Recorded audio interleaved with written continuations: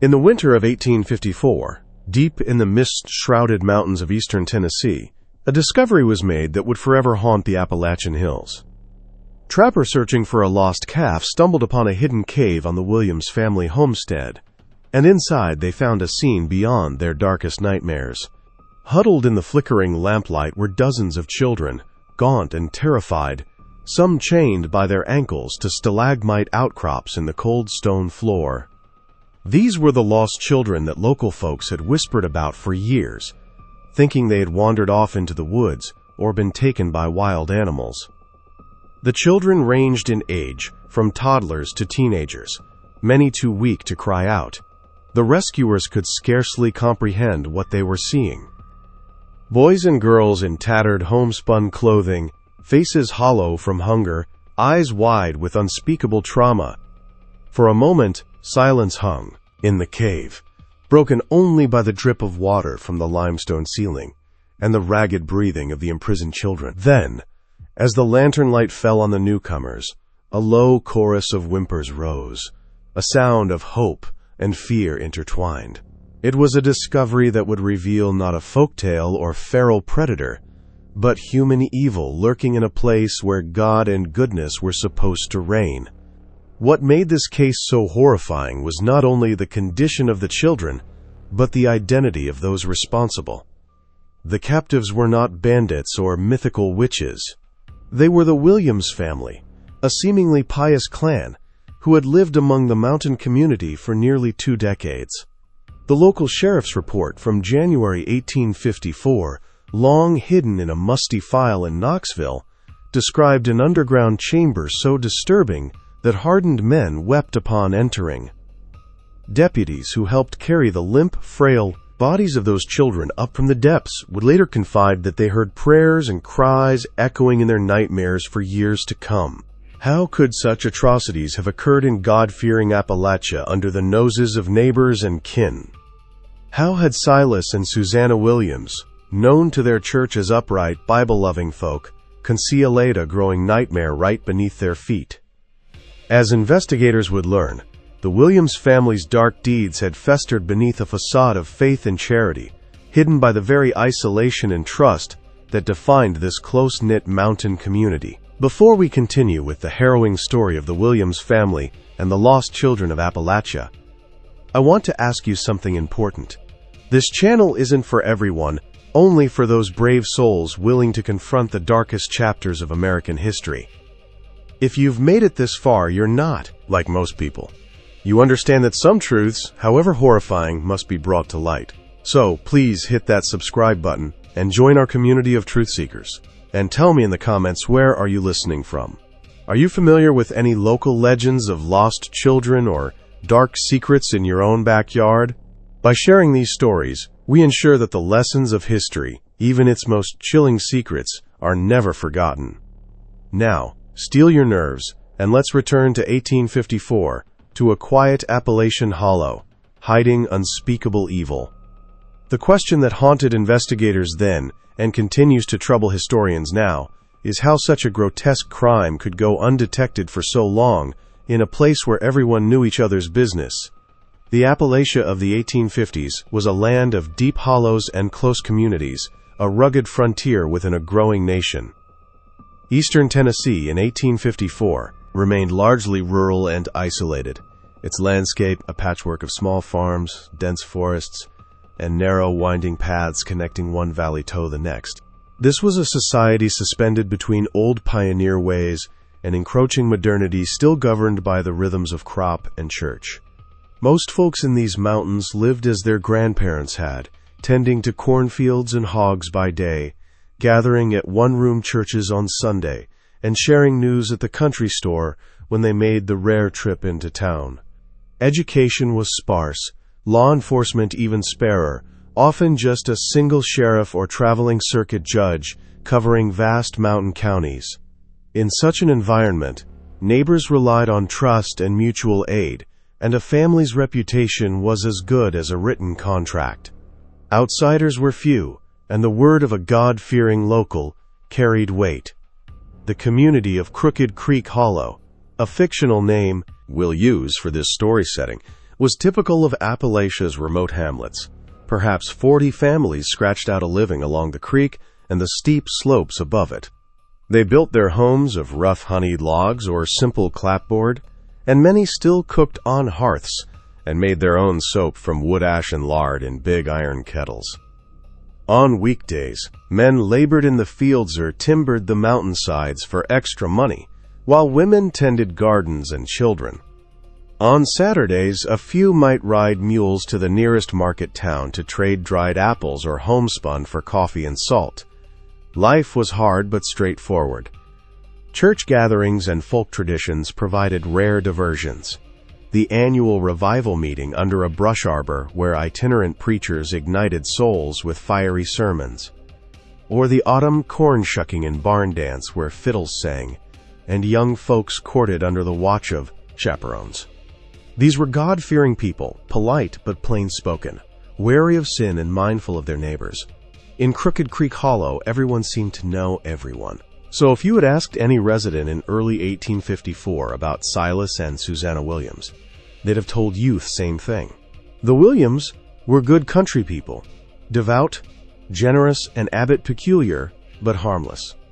No one in that valley could have imagined the monstrous secret buried beneath the Williams homestead. The Williams property sat at the far end of the hollow, where the mountains drew together in a thicket of pine and oak. To a traveler, on the rooted wagon trail that served as the only road, the Williams farmstead appeared utterly unremarkable. A 2-story log cabin with a stone chimney stood by a clearing, its weathered timbers stained dark by decades of rain and smoke.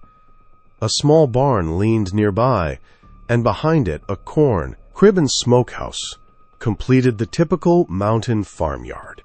Chickens scratched in the dirt, a milk cow grazed on a patch of winter rye, and a stack of split oak logs by the porch promised warmth through the cold months.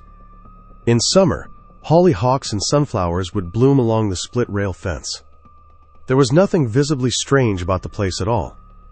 In fact, for a long time, the only thing that set the Williams homestead apart was the mountain itself. A limestone ridge rising just beyond the barn, riddled with caves and narrow tunnels left by ancient rivers. Locals knew of these caverns. Young men sometimes dared each other to explore a few shallow ones in daylight, but the largest cave mouth on the Williams land was kept shut and off limits. Years earlier, Silas Williams had sealed that cave entrance with a stout wooden door and a heavy padlock, claiming he didn't want his livestock falling in. Neighbors accepted this explanation. After all, an open pit could easily swallow a stray cow or child. No one guessed that behind that padlocked door, the Williams were carving out a private hell far from any prying eyes. Silas Williams had come to Crooked Creek Hollow in 1836 with a mysterious past and a Bible in hand. He was around 30 years old then, tall and gaunt, with deep-set hazel eyes that could blaze with conviction or kindness as the moment required. According to old-timers, Silas arrived from North Carolina shortly after a great religious revival had swept through the mountains. He claimed to have experienced a calling from God to minister to remote communities, describing himself as a lay preacher. And indeed, in his early years in the Hollow, Silas led impromptu Bible studies and prayer meetings in neighbors' cabins. He could quote scripture from memory in an onerous baritone that made even skeptics take notice. His favorite verses often spoke of purity, judgment, and sacrifice, themes he wove into every conversation. Some found the young man too intense, but in a region starved for spiritual leadership, many welcomed his zeal. Within a year of settling, Silas married Susanna Carter, the shy 19-year-old daughter of a local farmer. Susanna was a slight woman with honey blonde hair, always tucked under a bonnet, and a disposition so gentle she wouldn't harm a fly. The community watched with approval as the devout young couple started their life together on a small parcel of land Silas had purchased at the Hollow's end. They built their cabin with their own hands and hewed fields from the forest. On Sundays, when the circuit preacher was late arriving, Silas would step up to the rough pulpit and lead the congregation in hymns, singing in fervent prayer. By all appearances, the Williams seemed like a model Christian family in the making, even if they kept mostly to themselves outside of church. Yet from the very beginning, there were subtle oddities about Silas and Susanna Williams, little things that, in hindsight, hinted at the facade they maintained. For one, despite being married for years, the couple never had children of their own. In an era when most Appalachian families were large, the absence of babies in the Williams cabin drew some sympathy and a bit of gossip. When kindly church ladies would ask Susanna if she was feeling all right or if they might expect a little one soon, she'd smile politely and change the subject. Eventually, people assumed the Williams were simply unable to have children and left it at that. Then there was Silas's obsessive religiosity. Plenty of mountain folk were devout, but Silas took it to another level. He would pray loudly on his porch at dawn and dusk, psalms echoing off the hills. He often fasted for days, telling neighbors he was wrestling with the Lord over the state of a sinful world. At times his intensity verged on fanatic, like the day he burned his own fiddle and all his secular books, because he declared music and literature not of God to be the devil's snare. Most wrote this off as the harmless zeal of a God-intoxicated man. Susanna, for her part, reinforced their righteous image by acts of charity. She nursed sick neighbors with herbal teas and pusses, helped deliver babies as an unofficial midwife, and was always ready to share a meal with someone in need. Her voice was soft and soothing, and she often sang hymns while carrying baskets of food to a bereaved family. If you had asked anyone in Crooked Creek Hollow in those years, they'd have said Silas and Susanna were perhaps a tad peculiar, but truly good-hearted, pious souls. No one would have believed that behind Susanna's sweet smile and Silas's scripture-laden sermons lay a capacity for cruelty beyond measure. In the early 1840s, the Williams began to take an unusual interest in the many orphans and stray children that were tragically common on the frontier. Life in Appalachia was harsh. Accidents, illness, and the westward trek of settlers often left children without parents. Normally, such orphans were taken in by neighbors or relatives, or they simply disappeared down the wagon roads to beg in bigger towns. Silas and Susanna presented themselves as saviors for these lost little ones. Susanna told people that, being childless herself, she felt called to give a Christian home to those whom fate had left alone. The couple soon took in their first child, a 5-year-old boy whose widowed mother had died of fever. At the funeral, Susanna had cradled the boy and sung a lullaby amidst the mourners' tears. It seemed an act of pure compassion when the Williams offered to raise him. Over the next few years, they quietly acquired more children in similar ways. A newborn girl, orphaned when her mother died in childbirth, was temporarily placed with the Williams until a proper adoptive family could be found. A pair of siblings, ages 6 and 8, were sent by a distant cousin who'd fallen on hard times with a letter thanking Silas for his Christian charity. The community noted these additions. One didn't often see children at the Williams place before, but no one questioned the circumstances. In fact, many praised the couple. "Those Williams sure have big hearts taking in all them unfortunate young'uns," said the storekeeper Thomas Wade, recalling how Silas would buy extra cornmeal and molasses for the little ones. If some of those children were rarely seen in town, folks assumed it was due to shyness or ill health. Susanna would explain in her gentle drawl that the children were timid, traumatized by what they've been through, and that she kept them close to home to help them heal. Much the same story Constance Sullivan had once told in Virginia. This explanation satisfied curiosity at the time. After all, few could imagine anyone lying about something so tender as caring for orphan children. Looking back, there were signs, faint cries for help, muffled by trust and distance, that something wasn't right at the Williams farm. One of the earliest hints came in 1845 when the circuit riding preacher, Brother Albright, visited the Hollow for a quarterly revival. He stayed overnight at the Williams cabin, since it was customary for locals to host the traveling minister. The next morning, Brother Albright mentioned to a church elder that he'd had trouble sleeping. He described hearing odd sounds in the night, what he thought was a child sobbing, and a low murmuring like someone praying or chanting in the distance. Silas had an explanation ready. He apologized, saying one of the orphan boys occasionally had nightmares, and that Silas often recited scripture aloud to calm the child. The preacher accepted this and even commended Silas for his devotion. But Brother Albright would later write in his journal, a detail uncovered by researchers long after, that the incident left him with a queer unease of spirit he couldn't shake. Another incident followed a year or two later.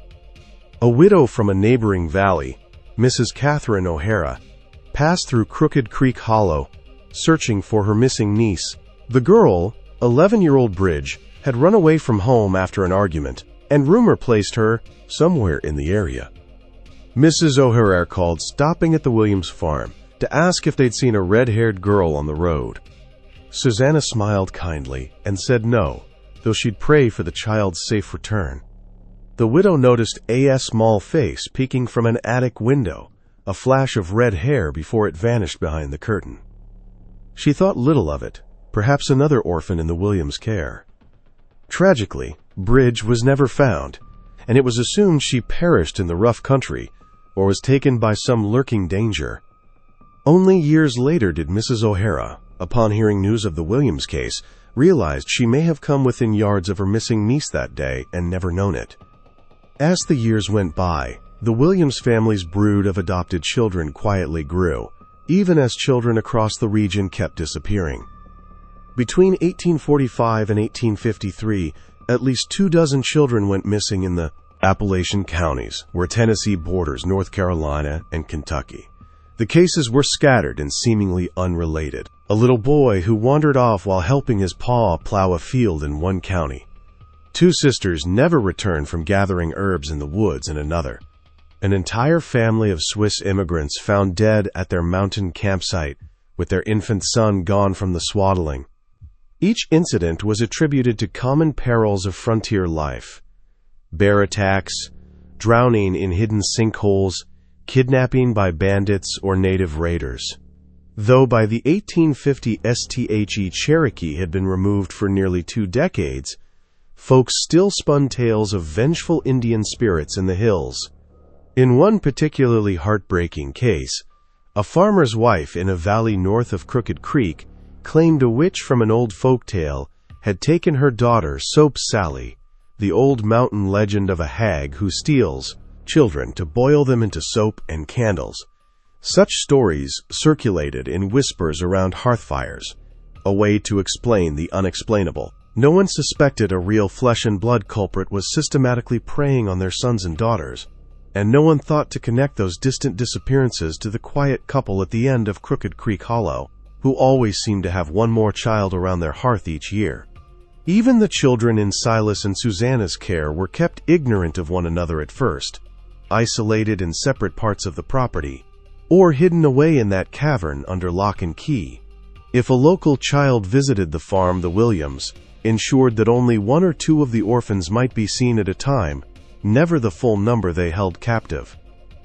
The deception was intricate and thoroughly maintained, feeding on the community's very willingness to help and trust a godly neighbor.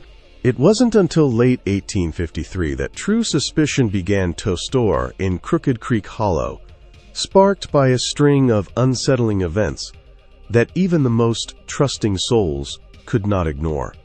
The first of these was the disappearance of Mary Ann Lawson, a bright 8-year-old local girl known for singing hymns as she skipped down the lanes. One October afternoon, Mary Ann failed to return home from a visit to her aunt's house on the next farm over. Her family frantically searched the woods and hollows through the night, joined by neighbors with lanterns calling her name into the darkness. It was as if the earth had swallowed Mary Ann whole. The only clue was a ribbon from her hair, found snagged on a thorn bush not far from the path, a path that passed near the Williams property. Silas and Susanna eagerly joined the search party. Silas offering fervent prayers for Marianne's safety, and Susanna weeping alongside the girl's mother in shared anguish. Their participation in the search seemed the act of concerned friends, but some searchers later recalled that Silas guided the group away from certain areas on his land, claiming he'd already looked there. In hindsight, these were precisely the places one might have found evidence later on, near the concealed cave entrance. Marianne was never found during that search, and while folks tried to move on, the Hollow lived under a pall of grief and quiet dread in the following weeks. Parents kept a closer watch on their kids, and old tales of child-stealing witches and boogeymen returned to their nightly warnings. Unbeknownst to them, Marianne Lawson was likely, at that very moment, locked in darkness beneath the Williams farm, the latest unwilling addition to their captive family. The second incident that stirred suspicion was harder for the Williams to explain away. In November 1853, a peddler by the name of Jacob Turner came riding through the Hollow just as an early winter storm set in. Turner was a familiar face in those parts, a traveling salesman with a mule-drawn wagon of pots, needles, and trinkets. As the rain turned to sleep that evening, Turner sought shelter at the only place nearby, the Williams cabin. By all later accounts, Silas and Susanna welcomed the stranger politely, offering him a spot by the fire and a bowl of hot stew. But in the middle of the night, Turner was awakened by a strange noise, the faint sound of children's voices through the howling wind. At first he thought it might be the wind itself, or wild animals, but as he listened, he discerned what sounded like a muffled cry or plea. He rose quietly from his seat by the hearth and followed the sound to a door in the floor, a trap door in the corner of the kitchen that he had not noticed before.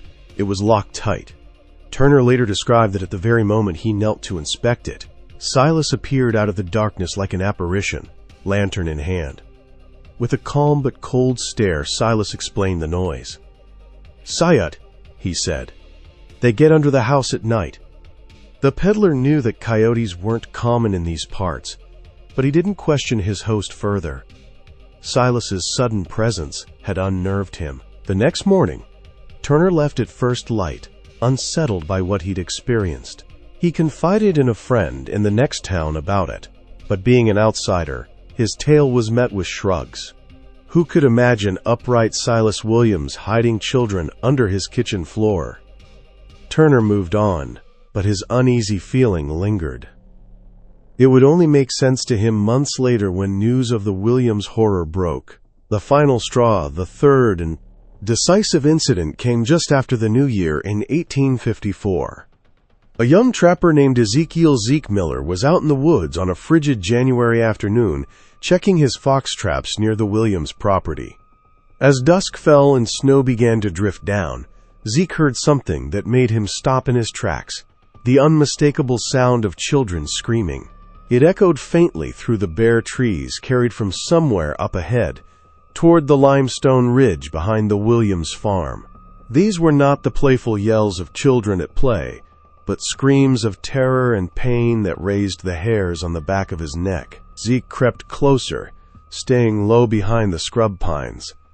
Through the twilight, he could see the Williams cabin in the distance, lamps glowing in the windows. The screams had stopped, but then he heard what sounded like a child crying, wailing for its mother. He moved toward the slope of the ridge, where he knew the main cave entrance was located. That's when he spotted a lantern's glow near the ground, partially obscured by an outcropping.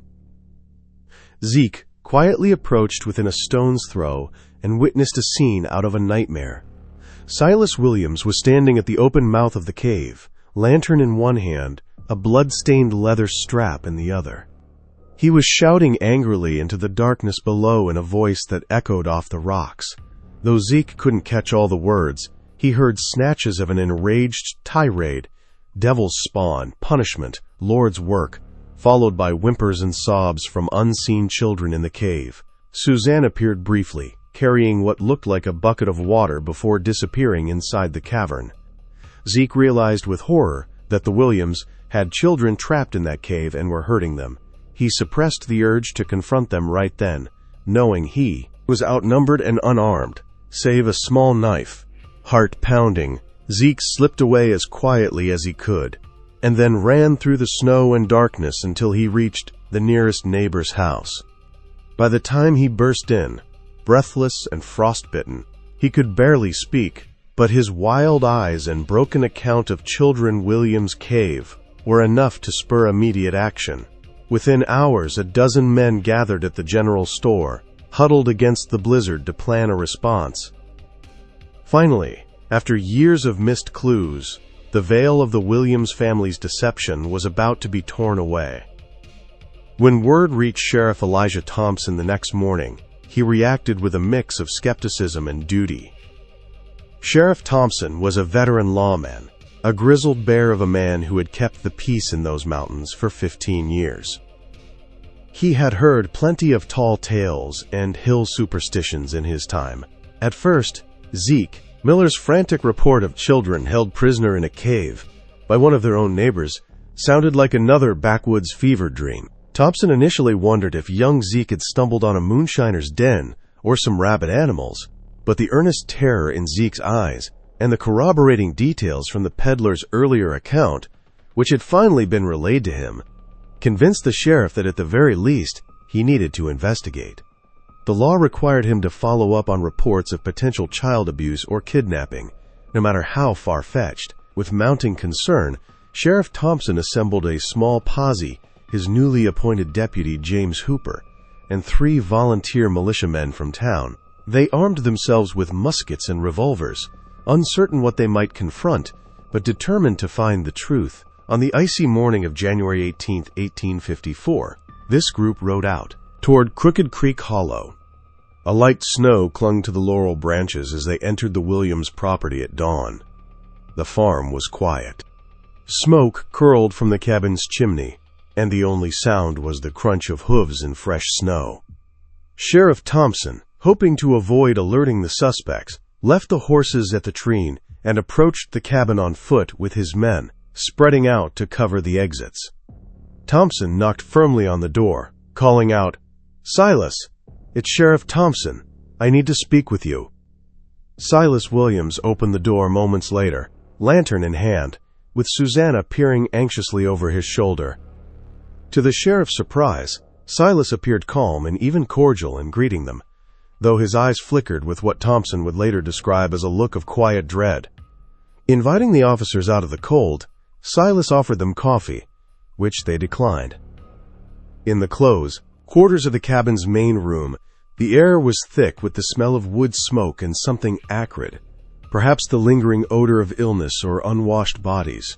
Sheriff Thompson stated plainly that he had reports of missing children potentially being on the property, and that he was there to conduct a search.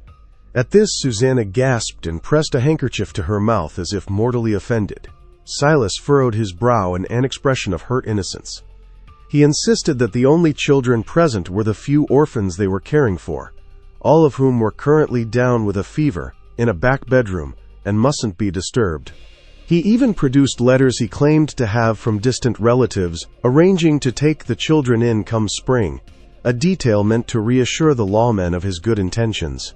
Susanna chimed in softly, explaining how vulnerable and frightened the little ones were too, much so to meet strangers. Everything in their demeanor exuded sincerity and Christian charity. Indeed, for a moment, Sheriff Thompson hesitated. Their story almost made sense, and he had known the Williams for years as godly people. But Deputy Hooper, a younger man with keen instincts, was not so easily swayed. Requesting to step outside to relieve himself, Hooper left the tense warmth of the cabin and walked around the side, specifically toward the rocky slope where Zeke had said the cave entrance lay. What Deputy Hooper found behind the barn made his blood run cold. There, set into the hillside and partially obscured by brush, was the padlocked wooden door that Zeke Miller had described. Heavy iron chains crisscrossed the door, secured by 3 stout padlocks. The snow around the threshold was trampled, as if by many footfalls, and Hooper noticed scratch marks, desperate gouges in the wood, as though fingernails had clawed at it from the inside. Hooper banged on the door and called out, but only an eerie silence answered from within. He hurried back to the front of the cabin, motioning for the sheriff to come. Thompson, seeing the alarm on his deputy's face, drew his pistol. At that moment, Silas and Susanna realized the facade was collapsing. The sheriff ordered Silas to hand over the keys to the padlocks. Susanna screamed and bolted toward the back bedroom, perhaps to try to hide evidence or harm the children before they could be found. One of the militiamen seized her before she could bar the door. Silas, seeing his wife restrained, let out a roar and lunged at Sheriff Thompson with surprising ferocity. A long hunting knife suddenly flashing in his hand, a shot rang out. Deputy Hooper had fired a warning round into the ceiling, causing Silas to halt mere feet from the sheriff. Surrounded and outgunned, Silas Williams slowly dropped the knife and fell to his knees, his composure finally broken. In a voice that witnesses later described as a snarl-turned-sob, he bellowed, "You have no idea what you're doing. These children are mine to cleanse. God wills it." The officers wasted no time grappling him into irons. With Silas subdued and Susanna guarded closely, Sheriff Thompson and the others rushed to open that padlocked door, their hearts pounding with dread at what they might find below. When the cave door was pried open, a wave of stench rolled out that nearly knocked the men back. A putrid blend of human waste, decay, and sweat, so thick in the cold air that a deputy wretched on the spot. Holding their kerchiefs to their faces, the posse entered the darkness with lanterns held high and weapons drawn. What their light revealed in the main cavern defied belief and shattered even the hardest of men. The cave had been transformed into a makeshift dungeon. Iron spikes had been driven into the stone walls at intervals, and from each hung lengths of chain. At the end of most chains was a child. They were chained by the ankle or wrist, some sitting, some lying on filthy straw mats. There were 26 children alive in that central chamber, their faces pale, eyes huge, and blinking at the lantern glow. Many were malnourished to the point of bones visible beneath skin, clad in ragged clothes or wrapped in threadbare blankets. The older ones shielded the younger out of instinct, and a few began to sob or cry out for help once they realized these newcomers might be saviors. But disturbingly, most of the children made no sound at all. They simply stared with a vacant, hollow expression that spoke of extreme terror and hopelessness. Sheriff Thompson, a father of 6 himself, felt his knees go weak at the sight. He whispered, "Dear God in heaven," before calling out gently, "It's all right, children. You're safe now." Deputy Hooper had to turn and run for fresh air, overcome with emotion and nausea, much as Deputy Webb had in the Sullivan case. The scene was beyond anything they had imagined, a systematic imprisonment of innocence that seemed more like something out of an ancient barbarian age than mid-9th century America. As the rescuers moved further in with lanterns, they uncovered more horrors. Smaller side chambers branching off the main cave bore grim evidence of the Williams' methods of control. In one alcove they found crude wooden stock sand restraints, devices clearly used to punish or immobilize children who disobeyed. Leather straps and switches stained dark with old blood hung on the walls. In another nook was a kind of sick room, a low table that served as a cot surrounded by jars of home-brewed medicines, LDNUM, and herbs. It seemed Susanna had tended illnesses just enough to keep children alive, not out of mercy, but so the flock, as Silas called them, would remain useful and under control. The lantern light fell upon a battered notebook, on a crate, which contained meticulous records, names, Orin, some cases just descriptions, like Girlmar for red hair, ages, and dates of arrival for each child. In the margins were chilling notes. Rebellious requires strict discipline, or praise earnestly shows promise, or the single word cleansed next to several entries. Sheriff Thompson realized cleansed was euphemism Silas used when a child died under their captivity or was disposed of. This was no haphazard cruelty. It was organized, deliberate evil, justified by a warped religious conviction. The scope of it became even clearer when Deputy Hooper regaining his composure, followed a foul odor down a narrow tunnel at the back of the cave. There, in what had once been a natural pit in the earth, lay the remains of those who hadn't survived. By lantern light, they counted the skeletal remains of at least 15 children. Tiny skulls and bones mingled in shallow graves dusted with lime to suppress the smell. Some appeared to have died of disease or starvation. Others bore marks of violence, like fractured bones that had healed poorly or not at all. It was a Sheryl pit of innocence, and it turned the stomachs of even the toughest men present. One militia fell to his knees and openly wept at the sight of a small skull with remnants of blonde hair, likely Marianne Lawson, who had vanished just months before. By the time the lawmen carried the half-rosin, emaciated survivors out into the pale winter daylight, word had spread like wildfire through the valley. Neighbors and parents of missing children converged on the Williams farm, drawn by equal parts desperation and rage. The scene was chaotic and emotional. Mothers screaming the names of long-lost sons or daughters, hoping against hope to find them among the rescued. Fathers clenching fists and jaw as they beheld the limp forms of children being wrapped in blankets and loaded onto wagons for medical care. Shouts of anger rose from the crowd as Silas and Susanna, now under guard on the porch, were exposed as the culprits. Men who had prayed alongside Silas in church now cursed his name and had to be restrained from lynching him on the spot.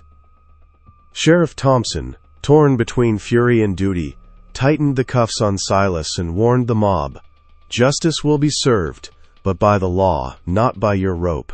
It took everything in him to keep his own pistol holstered when Silas broke into a loud, wild sermonizing, even as he was being dragged to the sheriff's wagon. "They were sinners. I saved their souls, don't you see?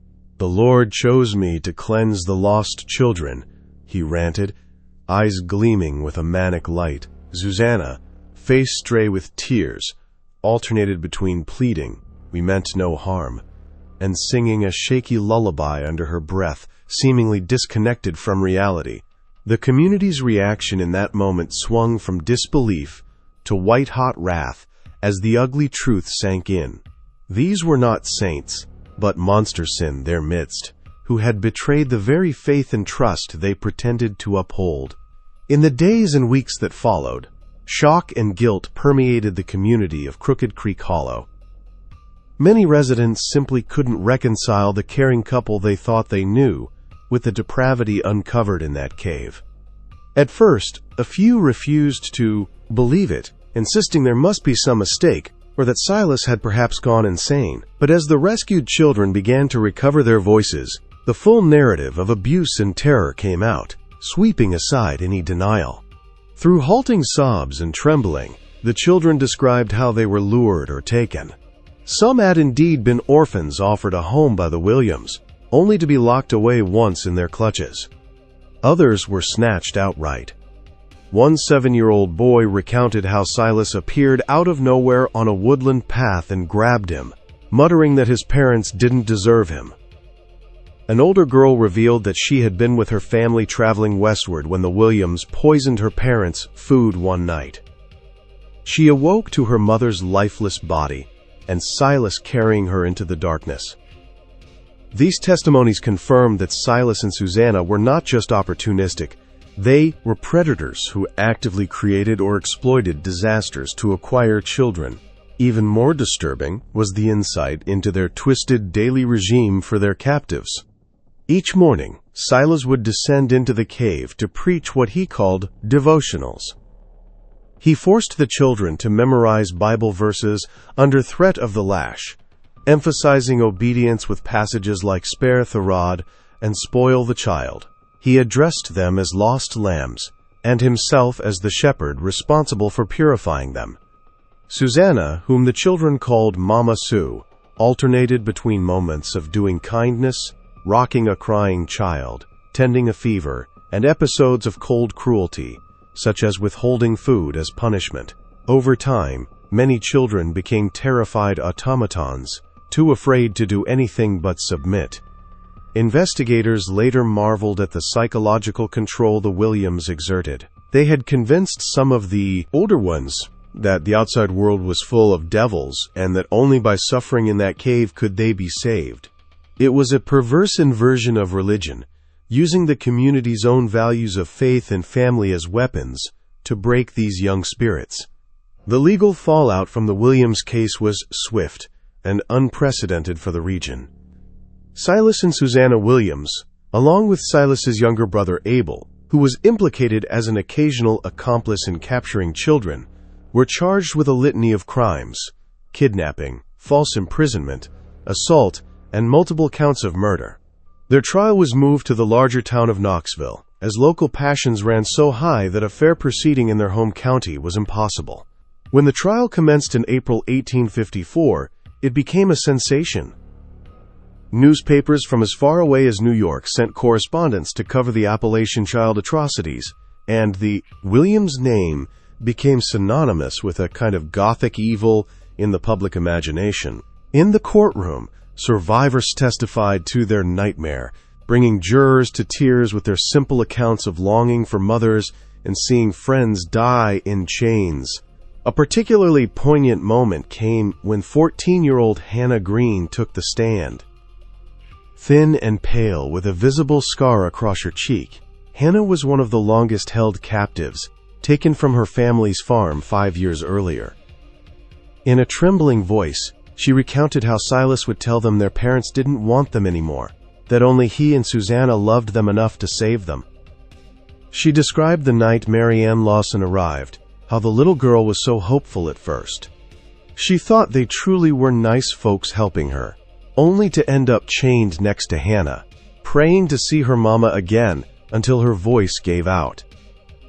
Hannah's testimony was devastating, and it helped seal the fate of the accused. The jury took only 2 hours to convict Silas, Susanna, and Abel on all major counts. Sentencing was carried out swiftly according to the rough frontier justice of the time. On August 16, 1854, Silas Williams was executed by hanging in Knoxville before a crowd of thousands who gathered not out of glee, but out of a grim desire to see an evil brought to final justice. As Silas stood on the gallows under a gray morning sky, he was asked for any last words. The gaunt man who had once thundered Sir Monson, a tiny mountain church, now merely whispered, "Lord, forgive me, I meant to cleanse, not to kill." Whether this was a final lie or the delusion of a twisted mind, none could say. He dropped through the trappo and died within minutes, ending the life of one of Tennessee's most heinous criminals. Susanna Williams, being a woman, narrowly escaped the noose. The judge sentenced her instead to life in prison, a decision that met with some public outrage, but was influenced by her defense's claims of being under her husband's mental dominion. She was sent to the state penitentiary, where she lived out only a few years. In 1857, Susanna died of tuberculosis in her cell, reportedly clutching a scrap of blanket that one of the children had embroidered with the word "Mama," a final tragic enigma to her character. Abel Williams, the younger brother who had helped in at least 2 abductions, was given 30 years hard labor. He died in prison before completing his term, taking with him any further secrets of how the family selected their victims. The legal proceedings revealed not only the Williams' direct crimes, but also shone a light on the systemic failures that had allowed their predation. It came out that some local authorities had been negligent. For instance, a county magistrate had ignored a report of a child's bloody clothing found near the Williams property months earlier. A rudimentary communication network between mountain communities might have flagged the pattern of disappearances sooner, but in those days, each hollow's woes were largely its own. News of the Williams case, often dubbed the lost children of Appalachia in the press, sent shockwaves far beyond Crooked Creek Hollow. Newspapers printed lurid illustrations of the dungeon cave and listed the names when known, and descriptions of recovered children, sparking a frenzy of emotions across the country. Outrage, sorrow, and morbid fascination combined to make this one of the most talked about incidents of the decade. For the emerging abolitionist movement in the North, The story was seized upon as an example of the moral corruption that could hide even in civilized Christian communities, subtly reinforcing their message that slavery and cruelty lurked in the American soul beyond just the plantation South. In Southern and Appalachian communities, ministers delivered sermons imploring their flocks to be more vigilant about their neighbors and more protective of the innocent. The phrase "another Williams case" entered common usage as a warning tale, much like another Sullivan case had after the Virginia horror 2 decades earlier. Indeed, many journalists explicitly drew comparisons between Constance Sullivan's basement of chained children in 1834 and the Williams Cave of Horrors in 1854, noting the eerie parallels and lamenting that society had not learned its lesson. If the Sullivan case had prompted Virginia to enact early child protection statutes, the Williams case galvanized Tennessee and other states to follow suit. By 1855, Tennessee legislators passed one of the nation's first laws requiring oversight of informal adoptions and orphan care. No longer could individuals take in large numbers of children without some county inquiry into their welfare. It was a rudimentary system, but it set a precedent. Other states bordering the Appalachian instituted measures to improve communication about missing children between settlements, essentially creating the foundation of a regional alert system. The press coverage of the trial, with heart-rending testimonies published verbatim, stirred public calls for charitable groups and churches to formalize the care of orphans so that desperate parents wouldn't have to give kids to just anyone who offered. In a grim irony, the Williams' betrayal of their community's trust actually led to stronger communities elsewhere, as people realized the cost of complacency. For the survivors, those resilient children who emerged from the cave into a blinding new world, the journey to healing was long and arduous. Most were in frail health. Many had scars, both physical and emotional, that would never fully fade. Medical care was provided by volunteer doctors, including one doctor, Alfred Bowen, who was haunted by how the Williams had perverted basic caregiving. Dr. Bowen established a makeshift infirmary in town where the children were treated for malnutrition, infections, and broken bones. Once stabilized, the question arose what to do with these children. Some were so young they didn't even know their full names or origins. A few older ones could recall hometowns or family names, and heartwarming reunions did occur. For example, 10-year-old Samuel Carter, who had been taken 2 years prior from a farm in North Carolina, was identified by a distinctive birthmark and reunited with his astonished parents after they read a newspaper listing. The moment when Samuel's mother arrived in Knoxville and swept him into her arms was widely reported and illustrated, one of the rare, joyful footnotes in this tragedy. Other children, however, had no one left to claim them. They were truly orphans, either from the start or because their families had died in the interim. These were eventually placed in church-run orphanages in Knoxville and Nashville that pledged to provide gentle care. Hannah Green, the teenager whose testimony helped convict the Williams, struggled to adjust to normal life. A kindly Quaker family in Pennsylvania offered to take her in for a fresh start, away from the infamy that clung to her in Tennessee. Hannah did go north and slowly recovered some of her stolen youth. She learned to read and write, eventually marrying and starting a family of her own. Yet, like many survivors, she never forgot those years in the dark. She never spoke of the cavie in public again after the trial, trying to shield her own children from that knowledge of evil. Others among the rescued were less fortunate. A few boys, once they hit their late teens, drifted into alcoholism and vagrancy, unable to exorcise the demons of their past. One young man took his own life in 1860, leaving a note that simply read, "I hearth a cave every night." These personal tragedies underscored that freedom alone did not heal all wounds. Amidst the pain, there were those determined to turn this disaster into meaningful change. Dr. Bowen, after witnessing the Williams case, helped found one of the region's first child welfare societies, pushing for reforms in how authorities handled child abuse reports. He wrote extensively about the medical conditions he observed, from rickets to PTSD-like symptoms, becoming an early advocate for treating trauma in children, rather than dismissing them as resilient by default.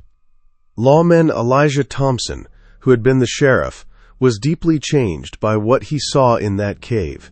After Silas's execution, Thompson resigned as county sheriff and campaigned for a role as a federal marshal, focusing on crimes against children. He succeeded, and by the late 1850s, he was coordinating with law enforcement in other states to investigate reports of missing children and suspicious orphanage operations. In doing so, he became one of the first American lawmen to systematically pursue child trafficking and exploitation cases, long before such things had a name. His work was later cited as pioneering when the Pinkerton Detective Agency took up similar missions.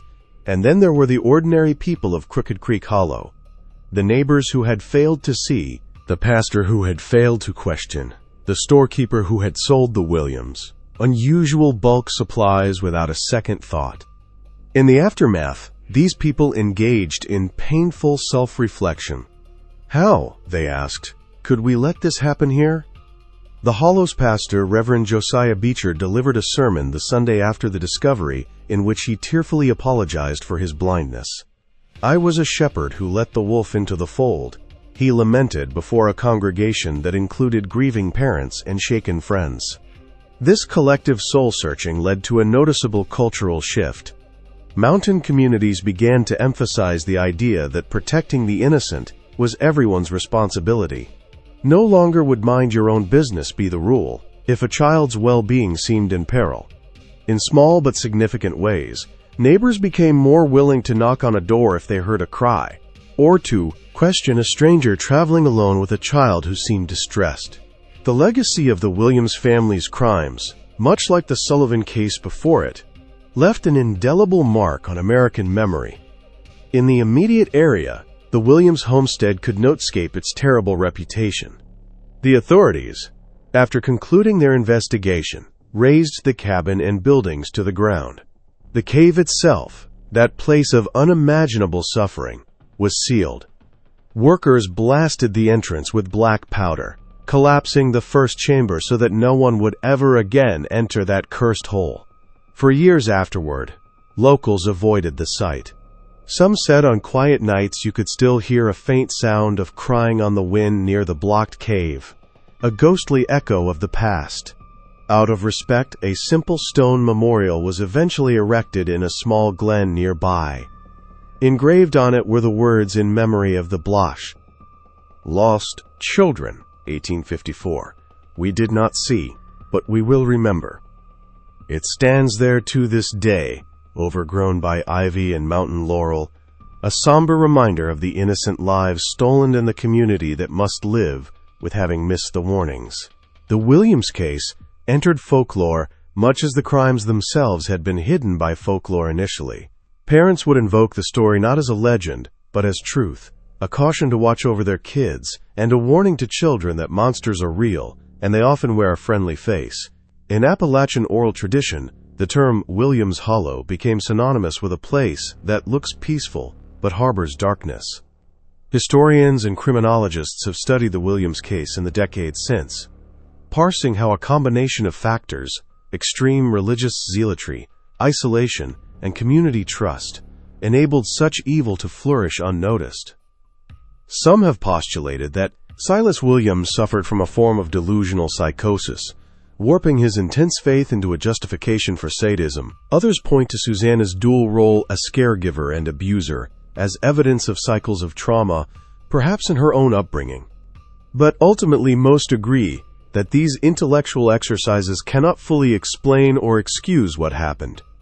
The Williams, like the Sullivans before them, demonstrate how unspeakable cruelty can hide behind a veil of normalcy and piety.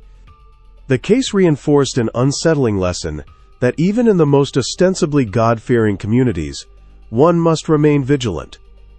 Evil does not always come as a marauding invader. Sometimes it grows from within, exploiting our blind spots and our virtues like charity and trust against us. In the end, it was ordinary people, a trapper who refused to dismiss a child's scream, a deputy who followed a hunch, a community that banded together, who brought the Williams reign of terror to an end. There were no detectives with modern forensics, no telegraphed alerts spanning states. It came down to conscience and courage. The lost children of Appalachia were finally found because one person decided that a strange cry in the night mattered, and others chose to believe him. The legacy they all leave is a stark one. It urges us even today to question more deeply when something doesn't add up, to check on our neighbors, and above all, to protect those who cannot protect themselves. If this story has sent a chill down your spine, then you understand why we must continue to shed light on these dark, forgotten chapters of history. Share this video with those who need to hear it. Because the lessons of Crooked Creek Hollow, of the Williams family's betrayal, and the community's awakening are still relevant, hit the like button to support our effort in bringing these truths to light. And don't forget to subscribe so you never miss a story that tests the boundaries of belief. Remember, evil often wears a mask of normalcy, and even the kindest face can hide the cruelest intentions. By learning from the past, by remembering the names and stories of the lost children, we honor their memory and strengthen our resolve to watch over the vulnerable. What do you think of the Williams family story? Did the community do enough? Or were there signs everyone missed for too long? Let me know your thoughts in the comments below. I'd love to hear if your own hometown has legends or histories that echo this tale. Sometimes truth is scarier than fiction. If you found this story gripping, and truly, who wouldn't be shaken by it? Make sure you're subscribed and have the notification bell turned on. We explore many more dark mysteries and forgotten tragedies in American history, and you won't want to miss the next one. As we uncover these secrets together, remember, stay vigilant, stay compassionate, and never turn a blind eye. The lost children of Appalachia, and those like them, remind us that it's up to ordinary people to stand against darkness. Thank you for watching, and until next time, take care of one